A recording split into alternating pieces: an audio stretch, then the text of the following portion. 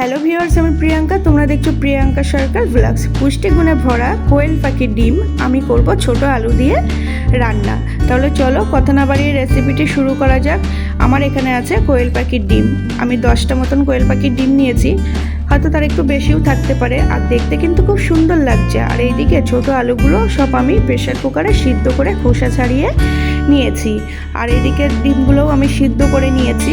আর এই ডিমটা সিদ্ধ হতে কিন্তু একটু দেরি হয়। আর এইদিকে আমি মশলা সব বেটে নিয়েছি। আদা রসুনের পেস্ট আছে, জিরে, গোলমরিচ, শুকনো লঙ্কা, টমেটোর পেস্ট কড়াইতে দিয়ে দিয়েছি। তেলটা গরম হলে সেই ডিমগুলো দিয়ে আমি একটু হলুদ লবণ দিয়ে লাল লাল করে হালকা আছে ভেজে তুলে নিয়েছি। কড়াইতে ছিল ডিম ভাজার তেল, তার ভিতরে দিয়ে দিয়েছে জিরে ফোড়ন, তেজপাতা ফোড়ন দিয়ে সেই সিদ্ধ করে রাখা আলুগুলো দিয়ে একটু নেড়ে চেড়ে তার ভিতরে অ্যাড করে দেবো একটু হলুদ লবণ দিয়ে আবারও কিছু সময় হালকা হালকা লাল লাল করে আমি ভেজে নেব। বন্ধুরা, এই কোয়েল পাখির ডিম খাওয়া নাকি খুবই ভালো আর খেতে খুব সুন্দর লাগে।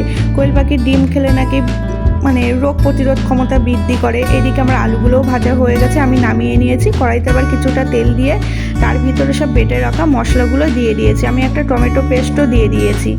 আমি অ্যাড করে দিলাম একটু হলুদ, লবণ, আখের গুড় স্বাদ অনুযায়ী দিয়ে আমি আবারও একটু কষিয়ে নেব। কষিয়ে নেওয়ার পরে এর ভিতরে দিয়ে দেব সেই ভেজে রাখা আলুটা দিয়ে আমি আবার কিছু সময়ের জন্য ভালো করে কষিয়ে নেব। যত সময় না কষা হবে তত সময় কষিয়ে নিতে হবে। আমি একটু মিট মশলাও দিয়ে দিয়েছি। মিট মশলা দিয়ে কিছু সময়ের জন্য আবারও একটু কষিয়ে নেব। এদিকে কষা হয়ে গেছে, আমি দিয়ে দিয়েছি সেই কোয়েল পাখির ডিম। কোয়েল পাখির ডিম দিয়ে আবার কিছু সময়ের জন্য কষিয়ে নেব। বন্ধুরা, কোয়েল পাখির ডিম খাওয়া নাকি বাচ্চাদের পক্ষে খুবই ভালো। যেমন মস্তিষ্কের বিকাশে সাহায্য করে, রোগ প্রতিরোধ ক্ষমতা বৃদ্ধি করে, দৃষ্টিশক্তি ভালো রাখে এই কোয়েল পাখির ডিম। আমি আবার কিছু সময় নেড়েছে তার ভিতরে জল দিয়ে দিয়েছি। জল দিয়ে কিছু সময়ের জন্য ঢাকা দিয়ে দিয়েছে। যে আমার তরকারিটা ফুটিয়েও উঠেছে আর দেখতে কিন্তু খুব সুন্দর লাগছে। আমি নামানোর আগে একটু গরম মশলা দিয়ে নামিয়ে দিয়েছি। আর খেতেও কিন্তু দারুণ লাগে। ঢাকা থাকলেও কোয়েল পাখির ডিম পাওয়া যায় না। আমরা এই প্রথম ট্রাই করলাম কোয়েল পাখির ডিম। আর তোমাদের সবাইকে টাটা।